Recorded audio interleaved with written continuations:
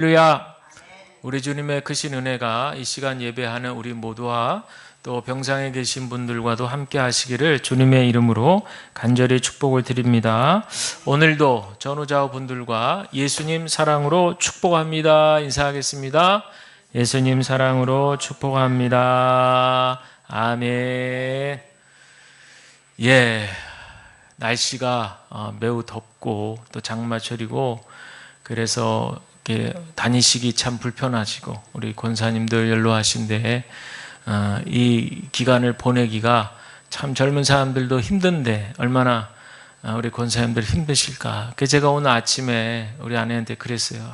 우리 권사님들 참 오늘 예배 나오실 때 마음이 힘드실 것 같다. 이렇게 날씨가 덥고 힘든데 그런 생각이 이제 들었는데 막상 제가 이렇게 모시러 가보니까 우리 권사님들의 이 모습이 몸은 비록 좀 힘들지라도 얼굴은 해같이 빛나고 그리고 정말 괜한 말이 아니라 정말 이분들이 하나님의 은혜를 사모하시는구나. 그리고 정말 예배를 기쁘게 생각하시는구나. 그러니까 저렇게 연로하신 연세에도 불편한 몸을 끌고 이렇게 우리 교회에 와서 예배 드리러 오시는 그 발걸음이 제가 벌써 은혜가 되었어요. 오늘 설교는 안 해도 돼.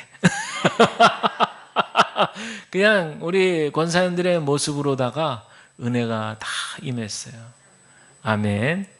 감사합니다. 참 이렇게 하나님께서요, 교회는 공동체잖아요. 그래서 서로 이렇게 마음을 연결해 주신 것 같아요.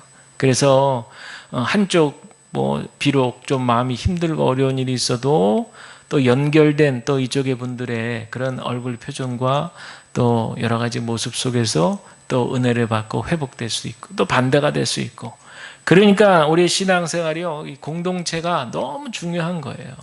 그래서 보이진 않아도 우리가 다 성령 안에서 한 가족임을 다 연결이 돼 있는 거죠.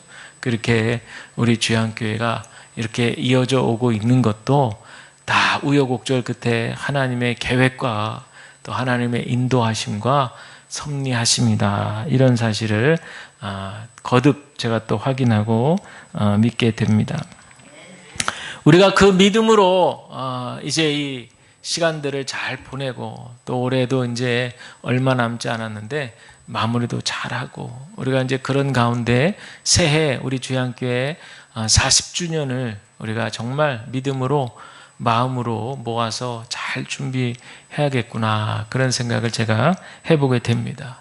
그러는 가운데 앞서도 말씀을 드렸지만 우리가 이스라엘 백성들도 가나안 땅에 입성할 때 하나님께서 명령하신 것이 있잖아요. 그게 바로 성결을 하나님께서 말씀하셨거든요. 성결, 다른 말로 하면 거룩이죠. 정말 온전히 하나님만을 사랑할 수 있겠느냐. 그것들을 이제 표현해 낼 수 있어야 된다라고 하는 것이 정말 중요합니다. 하나님 우리 마음 다 아시잖아요. 물론 아시죠. 하나님 다 아세요. 우리의 간급한 기도의 제목도 아시죠. 다 아세요, 하나님은. 그러나 하나님이 기뻐하시는 일은 뭐냐면 다 아세요. 다 알지만 우리가 우리의 입술을 벌려서 하나님께 간구하기를 원하시고 우리가 또 우리의 입술을 벌려서 하나님을 기쁘게 찬양 올려드리기를 원하시고 우리가 하나님 사랑합니다 라고 하는 것을 우리의 어떤 모습을 통해서 나타나 보이시기를 원하시는 거예요. 그러니까 우리 하나님은 신들의 세계에서 얘기를 해보자면 그저 이방에 그렇고 그런 신들, 수천 가지의 신들이 있었는데 그렇고 그런 신들은 그저 인간을 조종하고 인간을 자신의 어떤 그런 자신들을 섬기게 하고 그런 쪽으로만 신들이 어떤 역할을 했다면 우리 하나님은 그런 신들하고는 차원이 다른 거예요. 그렇죠? 그래서 우리 하나님은 서로 상호 간의 그런 인격적인 친밀한 대화와 교제와 교류와 이런 관계를 너무 기뻐하시는 거죠. 그러니까요, 우리가 우리 마음에 하나님을 사랑하고 우리가 우리 마음에 또 우리의 이웃을 사랑하고 이런 모든 마음들이 성령 하나님께서 우리에게 주신 마음인 것을 깨닫는다면 우리가 이것을 어떻게든 표현해 낼 수 있도록 우리가 교회적으로나 가정적으로나 개인적으로나 이것들을 우리가 열매를 거두기 위해서 우리의 온 신경을 그쪽에 집중해야 되리라 믿습니다. 그런데 오늘 봉독한 말씀에 의지해 보자면 호세아라고 하는 선지자 시대, 그 당시 북이스라엘과 남유다가 나눠져 있던 시대거든요. 근데 이 전에도 한번 말씀드렸지만 북이스라엘도 마찬가지고 남유다도 마찬가지지만 하나님을 사랑하지 않는 거예요. 그리고 우상을 숭배하는데 이 북이스라엘은 한 21명 정도 되는 왕들이 전부 다 어떻게 그렇게 한결같이 우상을 숭배하나 몰라요. 근데 이 호세아 선지자는요, 하나님과 이스라엘 백성의 관계를 마치 뭘로 비유하냐면 부부의 관계로 비유하는 거예요. 그러니까 하나님이 부부인데, 하나님과 이스라엘 백성의 부부 관계인데 다른 우상을 섬긴다? 이거는 뭐예요? 간음이죠, 간음. 자기 배우자가 있는데 자기 버젓이 배우자가 살아있는데 다른 그런 배우자와 그렇게 잘못된 관계를 맺는다? 이거는 간음이죠, 간음. 그러니까 호세아는 지금 이스라엘 백성들이 마땅히 사랑해야 될 하나님을 사랑하지 않고 주변의 우상을 숭배하는 모습을 보면서 영적 간음, 이렇게 아주 단정을 하고 있는 겁니다. 그래서 오늘 이제 핵심 메시지, 이거는 이제 오늘 읽은 본문에서도 핵심이지만 호세아서 전체를 통틀어서 가장 중요하고도 키 포인트가 되는 말씀이 6절에 있는 말씀이에요. 한번 우리 6절에 있는 말씀을 다 같이 한번 다시 읽어볼까요? 시작. 나는 인애를 원하고 제사를 원하지 아니하며 번제보다 하나님을 아는 것을 원하노라. 아멘. 우리가 오늘 이 말씀의 뜻을 잘 깨닫게 되잖아요. 그러면 하나님이 진정 원하시는 게 무엇인지 알게 됩니다. 그래서 오늘은 이렇게 봉독한 이 말씀을 묵상하면서 오늘 말씀의 제목을 헤세드의 은혜, 이렇게 정했어요. 헤세드의 은혜. 오늘 이 헤세드라고 하는 이 히브리어 단어인데요, 이 단어의 의미를 충분히 이해를 하셔야만이 오늘 말씀의 전체적인 메시지를 우리가 기억할 수 있게 됩니다. 우리 이 땅에 많은 교회들이 있는데요, 이 땅에 많은 교회들이 기억해야 될 것은 우리가 이렇게 매주일 나와서 정성껏 예배를 준비하고 하나님 앞에 예배를 드리는 건 너무 중요한데, 더 중요한 것은 이 예배라고 하는 형식을 통해서 하나님의 마음을 아는 게 중요해요. 하나님의 마음을 아는 게 중요해요. 하나님이 가장 기뻐하시는 일이 무엇인지를 아는 게 중요합니다. 이스라엘 백성들은 과연 잘 알았을까요? 당시 배경을 잠시만 말씀을 드리자면, 그 당시에 우리 중동의 그 지도를 잠깐 생각해 보시면 이스라엘을 중심으로 해서, 참 이스라엘이 우리나라랑 굉장히 지정학적 위치가 비슷하잖아요. 우리나라도 그 주변 강대국, 열강들 틈 사이에서 우리 역사 가운데 얼마나 많은 질고의 역사가 있었어요. 이스라엘도 마찬가지인데, 그 당시에는 지금의 이락이라고 불리우는 아시리아 제국이 그 주변을 다 잡아먹고 있었어요. 패권을 차지하고 있었다는 얘기죠. 그래가지고요, 아수르 제국의 디글랏 빌레셀 3세라고 하는 왕이 영토를 확장해야겠다 그래가지고 동쪽으로 지금 이제 지도를 보면 이란이에요. 이란 지역까지 막 이거를 땅을 따먹으려고 정벌하는 일에 몰두하고 있었어요. 그랬으니까 이 아수르의 괴롭힘을 당하고 있는 주변의 약소 국가들이 우리 이래가지고는 안 되겠다 그러더니 어느 날 반기를 든 거예요. 그래서 우리는 반아수르 정책을 딱 펴가지고요, 동맹을 맺게 됩니다. 여기에 누가 끼냐면 북이스라엘이 끼게 돼요. 북이스라엘도 안 되겠다. 우리 아수르 때문에 너무 힘들어. 그래서 약소 국가들하고 같이 동맹을 맺고 한번 버텨보자. 그랬던 거예요. 그러면서 우리끼리만으로는 힘이 부족할 수 있으니까. 그러면서 또다시 손을 잡은 나라가 어디냐면 지금의 시리아죠. 그 북쪽에 있는 시리아인데 아람이라는 나라. 근데 이 아람은 성경에서 소개되는 것이 이 이스라엘의 조상 대대로 원수지간이었던 나라예요. 그런데 이렇게 하루아침에 이 북이스라엘이 잘못된 선택을 하는 거죠. 아람과 딱 손을 잡고 동맹을 맺게 됩니다. 그런데 이제 변수가 생겼어요. 무슨 변수가 생긴 줄 아세요? 북이스라엘 밑에 남쪽 유다. 근데 사실 원래 북이스라엘, 남유다는 한 이스라엘이잖아요. 우리로 치면 북한, 남한 이렇게 되는 거 아니겠어요? 그런데 그 남유다, 그 당시 아하스라고 하는 왕이 있었을 때 이 남유다도 다른 국가들이 우리랑 같이 좀 반아수르 동맹을 맺자 했더니 거기서 거부하는 거예요. 우린 싫어. 딱 그러는 거죠. 그러니까 안 되겠잖아요. 그래가지고요, 아람과 손잡은 북이스라엘이 같이 이 남유다, 자기 동족을 공격합니다. 공격해요. 그런데 이 남유다가 어디 가만히 있겠어요? 재빨리 아수르에게 원군을 요청해서 결과론은 어떻게 되느냐? 북이스라엘이요, 아수르에게 꽝 하고 완전 패배하게 돼요. 그래가지고 그 지도에 보면 요단강 그 동쪽 그 넓은 땅을 다 빼앗겨. 그리고 간신히 그 북이스라엘의 수도가 사마리아잖아요. 그 사마리아와 그 위에 있는 에브라임 산지라고 하는 그 지역에는 조그만 땅 정도만 남게 되는 그런 초라한 그런 국가로 전락하게 되는 거예요. 그러니까요, 머리를 잘 써야죠. 머리를 잘 써야 돼요. 한번 판단을 잘못 오판하게 되면 이렇게 돌이킬 수 없는 그런 결과가 있게 되는 거죠. 오늘 말씀을 이렇게 호세아서 6장 1절로 6절 보셨는데 제가 읽은 성경에 그 1절 시작할 때 그 앞에 보면 여러분들도 성경에 있으실 거예요. 제목이 나와 있어요. 제목. 여러분들 제목이 뭐라고 돼 있어요?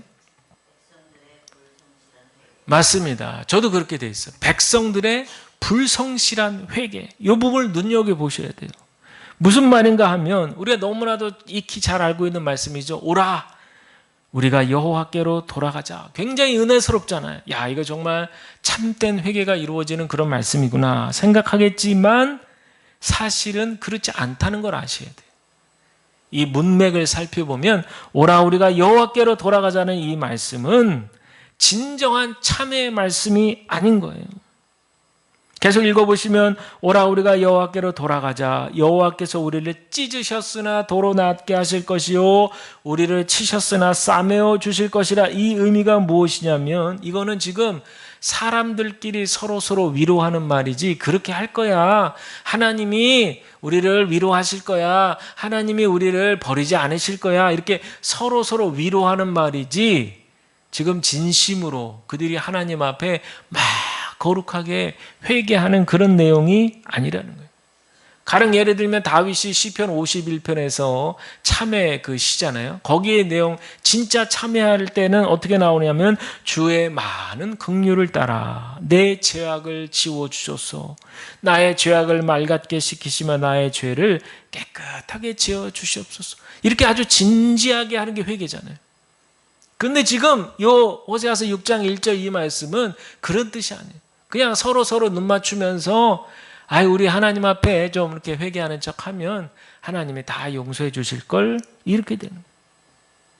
오히려 이 말씀은요, 그 앞에 5장 15절에 있는 말씀과 서로 통하는 구절인데 5장 15절 말씀 한번 이렇게 보세요. 그들이 그 죄를 뉘우치고 내 얼굴을 구하기까지 내가 내 곳으로 돌아가리라. 그들이 고난받을 때 나를 간절히 구하리라. 거기에 뭐라 그랬어요? 그들이 고난받을 때. 여기서 벌써 우리가 힌트를 얻게 되는 거예요. 뭔가 그렇구나, 이스라엘 백성들이 고난을 당해야만 하는구나, 이 고난을 피할 수가 없는 거구나 라는 걸 눈치채는 거죠. 결국에는요, 이스라엘 백성들은 지금 그렇게 아수르에게 처참하게 그렇게 참혹한 현실이 됐잖아요. 그것이 어떤 것 때문에 이렇게 된 거예요? 하나님을 믿고 사랑해야 될 백성들이 하나님을 떠나서 썩은 동아줄을 붙들고 말이죠, 세상의 허무한 것에 붙들고 그렇게 나갔을 때 나타나는 바로 이 결과였다는 사실을 알려주고 있는 거예요. 그런데도 이스라엘 백성들은 뻔뻔한 거죠. 2절에 보시면 뭐라 그래요? 여호와께서 이틀 후에 우리를 살리시며 셋째 날에 우리를 일으키시리니 우리가 그의 앞에 살리라. 이틀 후, 사흘 후, 2, 3일 후인데 그 얘기는 뭐예요? 금방이잖아요. 머지않아, 곧 이런 뜻이겠지 않겠어요? 그런데도 뻔뻔하게요. 3절 후반에 보시면 그의 나타나심은 새벽빛같이 어김없나니 비와 같이 땅을 적시는 늦은 비와 같이 우리에게 임하신다. 즉 여호와의 도움은 당연하다, 이런 얘기예요. 하나님은 우리를 늘 도와주셨기 때문에 우리가 그냥 잠깐 회개하는 척하면 하나님은 즉시로 우리를 도와주실 거야. 우리를 구원하실 거야. 그러니까요, 이 사람들은 지금 하나님께 진심으로 회개하고 참회하고 돌이켜 가는 것을 진지하게 생각하지 않았어요. 그저 형식적으로 그렇게 회개하면 기계적으로 하나님은 딱딱 응답하신다, 이렇게 생각하고 있는 겁니다. 그러면서 우리가 또 아주 은혜롭게 사용하는 말씀 중에 하나죠. 힘써 여호와를 알자. 우리가 이 구절을 잘 해석해야 되는데 여기에서 힘쓰라고 하는 말의 히브리어가 니르테파라고 하는 말이에요. 니르테파. 그냥 그러려니 들으시면 돼요. 니르테파. 근데 이 말의 어근을 따라가다 보면 어떤 의미냐면요, 추적하다, 뒤쫓다, 그런 뜻입니다. 가령 이 단어를 호세아서에서 이스라엘을 주어로 해서 사용했을 때 12장 1절에는 에브라임은 동풍을 따라가며, 또 2장 7절에는 그가 사랑하는 자를 따라갈지라도 미치지 못하며, 즉 무슨 말이냐면요, 헛되고 무익한 쓸모없는 애씀을 가리키는 겁니다. 그러니까 힘써 여호와를 알자에서도 이 의미가 적용이 되면 이들의 노력이 아무 소용없고 유익하지 않고 그저 무익하다는 것에 불과하다는 것을 그들은 뻔뻔스러운 그들의 행동을 통해서 깨달아야 된다라고 하는 그런 얘기죠. 그랬더니 이제 4절, 5절, 6절에서 하나님의 마음이 드러납니다. 분명히 하나님께 돌아가기만 하면 하나님께서 다 어르고 달래주고 감싸주고 그래 어서와 어서와, 당연히 그럴 줄 알았는데 4절에 보니까 하나님의 마음이 딱 표현이 되는데 뭐예요 그게? 에브라임아 내가 네게 어떻게 하랴. 유다야 내가 네게 어떻게 하랴. 난 도저히 너희들한테 해줄 게 없어. 니네들이 지금 이렇게 이런 짓거리로 하고 있는데 내가 니네들을 어떻게 도울 수 있겠니? 이제 이런 말이 제 사역에 의하면 제 개인적인 번역에 의하면 그런 의미가 담겨져 있는 거죠. 원래 여러분 참회기도, 회개기도를 들면 그 당시에 이제 우리로 치면 예배 드릴 때 제사장, 즉 목회자가 교인들의, 백성들의 참회기도를 다 받아가지고 하나님께 올려드리잖아요. 그리고 하나님 용서해 주세요. 우리 백성들을 용서해 주세요. 그러면 하나님께서 그 제사장의 기도를 듣고 그래 내가 용서해 주마. 요게 이제 그 당시에 그런 어떤 관례잖아요. 예배 관례잖아요. 그런데 지금은 어때요? 지금 그런 관례가 다 깨졌어요. 이 장면을 한번 상상을 해보면 하나님이 한동안 말씀도 없으시는 거예요. 한숨만 푹푹 쉬시는 거예요.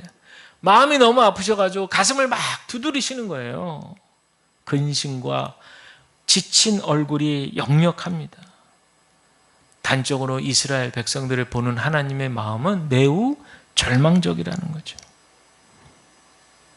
그러면서 이어서 얘기합니다. 너희의 인애가 아침 구름이나 쉬 없어지는 이슬 같다. 여러분 이슬이라고 하는 것 금방 해가 뜨면 어떻게 돼요? 없어지잖아요. 그러니까 너희들이 하는 이 행동이 금방 사라질 그런 아침 이슬과 같다는 거예요. 얼마나 허무해요.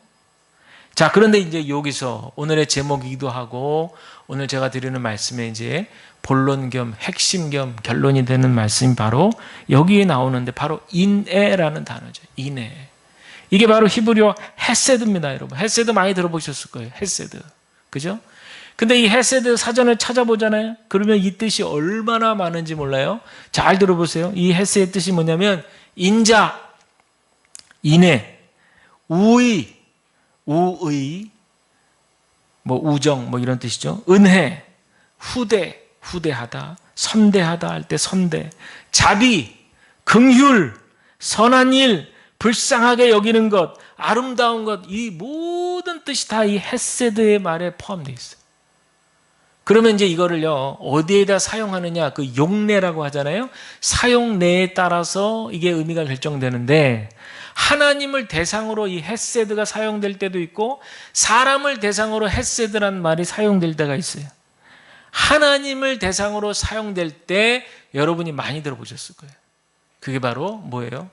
하나님이 택하신 백성들을 향하신 하나님의 무한하시고 자비로우시고 신실하신 그 사랑, 그 자비, 이게 바로 헤세드. 근데 우리는 한쪽만 많이 듣고 기억하죠.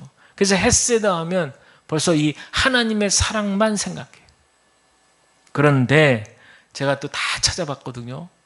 그랬더니 헤세드가 하나님께 적용될 땐 이렇게 사용되지만 사람에게 적용될 때도 있다는 거예요. 그게 바로 오늘 본문에도 나오는 대목이죠. 그 사람에 적용될 때는 가령 부부 사이, 부모 사이, 부모와 자식 사이죠. 또 가까운 친지 사이, 친구와 친구 사이, 손님과 주인 사이, 윗사람과 아랫사람 사이에서 서로가 마땅하게 지켜야 될 예의가 있을까요? 있을까요? 네. 부모 자식 간에도 지켜야 될 도리가 있고 예의가 있잖아요. 사람들과 사람들 관계 속에서 마땅히 지켜야 될 그런 도리가 있잖아요. 여기에도 바로 이 헤세드가 사용되는 거예요. 예를 들어드리면 많이 있는데 그중에 예를 들면 마태복음 9장 13절에 예수님께서 말씀하실 때 너희는 가서 내가 긍휼을 원하고 제사를 원하지 아니하노라 할 때 이 긍휼이라는 단어가 바로 헤세드를 쓴 것 같아요. 자, 그러면 사람에게 적용이 된 거죠. 긍휼을 베풀라. 이게 헤세드예요. 그러면 이 헤세드를 이제 오늘 본문에 적용을 시켜보면 이스라엘 백성들의 그 인내, 그 헤세드가 어떠냐? 아침 구름이나 쉬 없어지는 이슬 같다라는 거예요. 하나님께서 그 백성들을 그렇게 신실하게 사랑하시고 또 사랑하시고 조금 잘못해도 기다려주시고 또 기다려주시고 참아주시고 인내하시고 자비롭고 너그럽고 사랑이 많으신데 그들은 그런 하나님께 배신하고 배반하고 그래서 그들이 행하는 그런 인내라고 하는 것이 그저 아침 구름 같고 쉬 사라지는 이슬 같다는 거예요. 또 다른 데는 어떻게 표현했냐면 타작마당에서 광풍에 흩날리는 쭉정이 같다는 거예요. 그냥 바람 불면 후룩 날아가는 쭉정이. 굴뚝에서 나오는 연기 같다. 여러분 굴뚝에서 연기 나오는 즉시로 퍼지는 거 아니에요? 없어지는 거잖아요. 이게 지금 바로 참회하지 않는 이스라엘 백성들을 향한 하나님의 마음인 거예요. 그러니 진심으로 회개하지 않으면 하나님은 그들을 도울 수 없다라는 거죠. 그러면서 이제 5절과 6절에 있는 말씀이 오늘의 결론이 될 텐데요. 5절에 보시면 하나님의 마음이 분명하게 들어갑니다. 그러므로 내가 선지자들로 그들을 치고 내 입의 말로 그들을 죽였노니 내 심판은 빛처럼 나오느니라. 자, 여기서 오해하지 마셔야 될 중요한 해석이 있어요. 여기서 심판이란 말은 우리가 딱 이걸 읽으면 심판이 어떤 뜻으로 이해가 됩니까? 심판. 그냥 멸망. 그죠? 그냥 다 없애는 거. 멸절. 우리가 이렇게 생각하잖아요. 그게 아니고 여기서의 심판은 공의, 정의 이런 뜻입니다. 즉 하나님의 이렇게 하시는 심판의 목적은 뭐냐? 당신의 백성들을 그냥 지옥불에 그냥 땔감으로 그냥 꽉 쓸어 버리시려고 하시는 그런 뜻이 아니라 하나님의 심판의 목적에는 백성들을 멸망시키려고 하는 것에 있는 것이 아니라 하나님의 공의를 세우는 데 있다는 거예요. 하나님의 공의를 세워서 죄의 심각성이 만물에 다 드러날 수 있도록 하시는 거예요. 이게 바로 하나님의 마음이에요. 잘못된 거를 바로 잡고 죄악들을 다 끌어내고 깨끗하게 청소하고, 이게 바로 하나님의 공의와 정의가 이루시는 거예요. 그래서 오늘의 결론이 아까 읽으셨던 6절이죠. 다시 한번 우리 6절 읽을까요? 시작. 나는 인애를 원하고 제사를 원하지 아니하며 번제보다 하나님 아는 것을 원하노라. 아멘. 여기서 원한다 라고 하는 말의 뜻은 받아들인다, 인정한다, 기뻐한다, 그런 뜻이에요. 지금 하나님이 기뻐하시는 게 뭔지, 하나님께서 받아들이고 있는 것이 뭔지, 하나님께서 진정으로 원하시는 게 뭐냐면 제사보다는 인애를 원한다는 거예요. 번제보다는 하나님 아는 것을 원한다는 거예요. 아니, 그 당시에 제사, 번제 이런 거 얼마나 중요해요.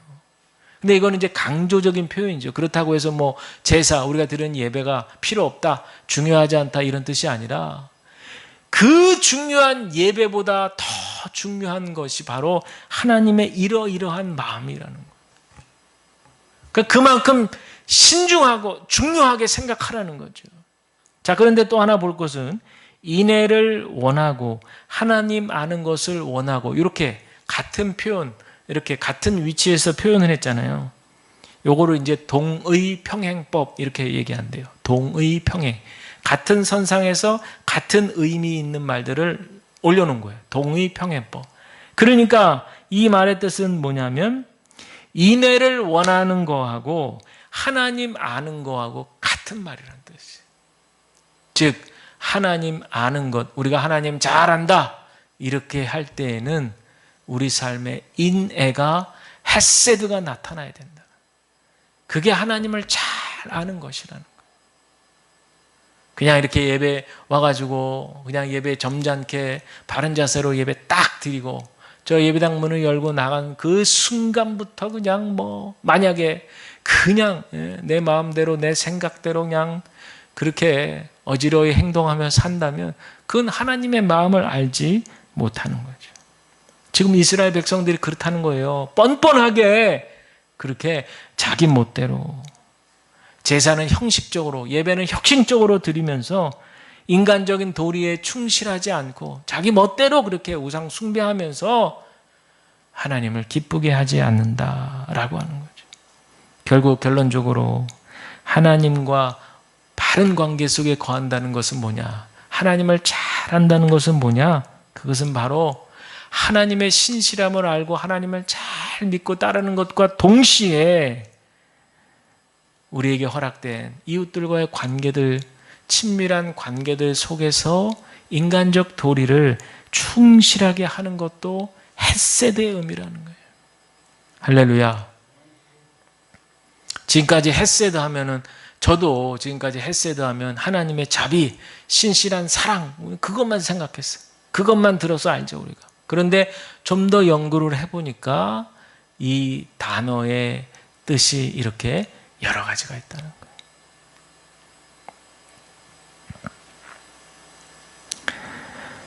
지금 북이스라엘은요, 강대국 틈에서 갈팡질팡하고 있어요. 아람의 힘을 의지하기도 하고 또 아수르에게 도움을 청해보기도 하고, 그러나 이 모든 인간적 지혜와 수단이 다 수포로 돌아갑니다. 그리고 오직 여호와만이 그들의 유일한 희망임을 깨닫고 그분 앞으로 나아가자 이렇게 서로에게 촉구하는데, 그 참회 행위라고 하는 것이 너무나 실망스러운 거예요. 진심으로 진정으로 가슴 아파하기보다는, 참회하기보다는 그저 우리가 입 벌려서 하나님 도와주세요, 잘못했어요 한마디만 하면 준비하고 계시듯 그렇게 하나님이 우리에게 용서와 은혜와 사랑을 마음껏 베풀어 주실 거야 하고 베풀어 주시는 분의 마음은 헤아리지도 않고 받는 쪽에서 당연하게 생각하고 말이죠. 이게 바로 지금 오늘 본문에서 우리가 이해해야 될 이스라엘 백성들의 모습인 거예요. 저는 이 부분이 단순히 이 시대에만 적용되지 않다. 저는 그렇게 말씀드립니다. 이 시대에 바로 값싼 은혜라고 하는 것이 바로 이거랑 같은 내용이에요. 그저 예수님 믿습니다. 아멘.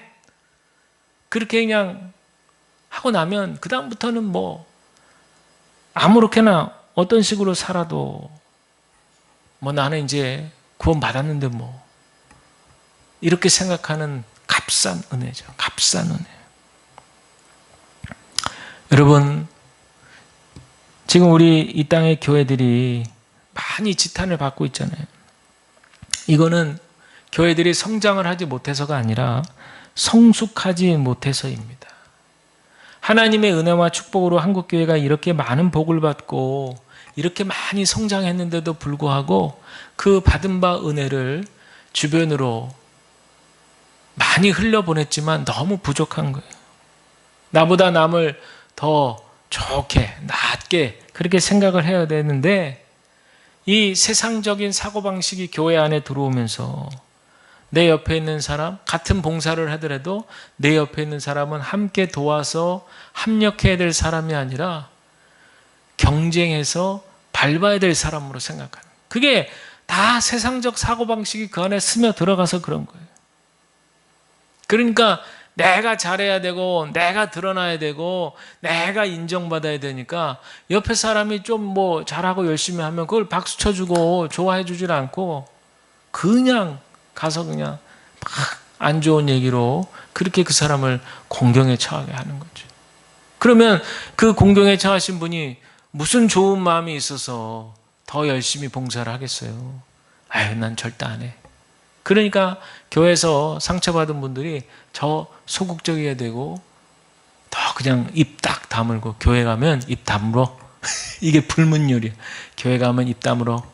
그러고 그냥 가만히 앉았다가 예배 1시간 딱 지나고 끝나면 평 하고 나가고, 이런 모습이 우리 안에 또 이 땅에 온 교회들 안에 많이 일어나는 거예요.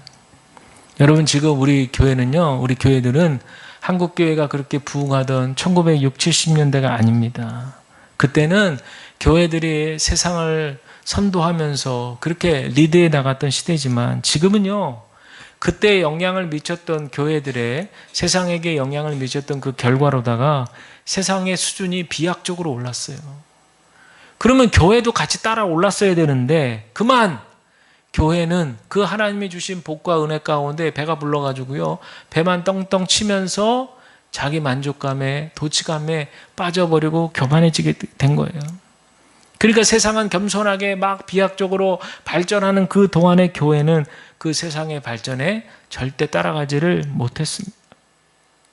대신에 눈에 보이는 면만 치중하다가 교회를 크게 키워야 된다 해서 예배당을 막 무리하게 크게 짓고 나니까 코로나 이후에 지금 그렇게 크게 무리하게 지은 교회들이, 골머리를 썩고 있는 교회들이 너무 많다는 거예요.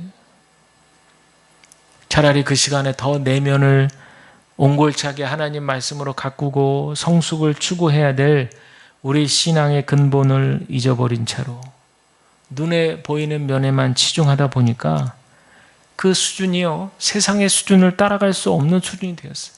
참 부끄러운 얘기인데요, 예수는 믿지 않는데 굉장히 바르고 정직하고 겸손하고 이런 분들이 세상에 너무 지금 많은 거예요. 그러니까 쉽게 말하면 우리 기독교가 경쟁력을 잃어버린 거예요. 경쟁력. 옛날에는 교회 다니는 분 하면 일단 사람들이 벌써 한 수 존경했잖아요. 존경까지 안 되더라도 그래도 일단 우리랑은 달라. 벌써 딱 그런 의식이 있었어요. 옛날에는. 저 어렸을 때만 해도. 그런데 지금은 역전이 돼가지고요, 예수를 믿지 않아도 얼마든지 세상을 법도와 질서에 따라서 점잖게 겸손하게 주변에 해악을 끼치지 않으면서 오히려 도움을 주면서 그렇게 살아가는 분들이 더 많아지고 있다. 저는 그렇게 보여지는 거예요. 그래서 오늘 아침에도 어느 방송을 들어보니까 이제는 어느 교회 예배 상황을 이렇게 보는데 대표 기도하는 장로님이 그렇게 기도하더라고요. 세상이 교회를 걱정하는 시대가 되었습니다. 딱 아주 장로님이 대표 기도하는데 그렇게 얘기하시더라고요. 세상이 교회를 걱정하는 시대 속에서 우리 교회들이 본연의 본질적인 기능을 잘 감당할 수 있도록 하나님 은혜를 더하여 주옵소서. 이렇게 기도하시더라고요. 제가 그 얘기를 그 기도문을 듣는데 마음이 쿵 하더라고요.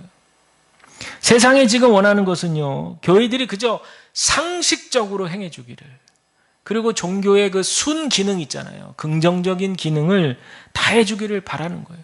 코로나 이후에 지금 힘들고 어려운 사람들, 심신적으로 고통받는 많은 분들에게 진정한 마음으로 예수님의 사랑으로 손을 뻗어서 내밀어 줄 수 있는 그런 교회들을 세상은 지금 찾고 있는 줄로 믿습니다. 제가 좀 오늘 무거운 주제로 말씀드렸잖아요. 이번 주간에 제가 여러 이야기들을 조금 이렇게 들으면서 마음이 너무 힘들었어요. 왜 점점 교회들은 이렇게 하나님의 뜻에 반하는 길을 걸을까? 특별히 권력 욕에 깊이 심취해 있는 그런 어떤 분들, 그런 분들이 또 그 권력욕을 추구하다가 반대에 부딪히잖아요. 그러면 내려놓을 줄도 알아야 되는데 그렇지 않고 막 대치 상태로 나가다 보니까 결국에는 교회가 쪼개지는 거예요. 분열이 되는 상황, 지금 그런 일들이 많이 일어나고 있다는 거죠. 이 땅의 목회자로 지금까지 이렇게 살고 있고 지금 앞으로도 살아가야 되는 제 자신의 모습을 보면서 나도 이제 나이가 좀 지금보다 더 들면 여러 가지 유혹에서 나도 자유로울 수 없겠구나 라는 생각이 들어요. 정말 뜨끔하더라고요. 그러면서 정말 내가 예수님께로 집중하지 않으면, 정말 기도와 말씀으로 집중하지 않으면 정말 나도 아차하는 순간에 그런 여러 가지 유혹과 욕심들 속에 그냥 노출이 되어 버리겠구나. 사단 마귀의 먹잇감이 되어 버리겠구나. 그런 아찔한 생각이 들어서 오늘 이 말씀을 준비하고 함께 나누게 됐습니다. 바라기는 저의 삶도 그렇고 우리 모두의 삶도, 우리 교회가 앞으로 나가는 길도 그렇고 정말 이 땅의 온 교회들이 회복되는 것도 마찬가지. 바로 이 하나님의 헷세대의 은혜가 충만해야 돼. 이 하나님의 헷세대의 은혜가 우리들 가운데 가득 넘쳐서 정말 하나님을 사랑하고 이웃을 깊이 사랑하고 섬길 수 있는 우리 모든 이 땅의 온 교회들 또 우리들의 삶이 되기를 주님의 이름으로 간절히 축원을 드립니다.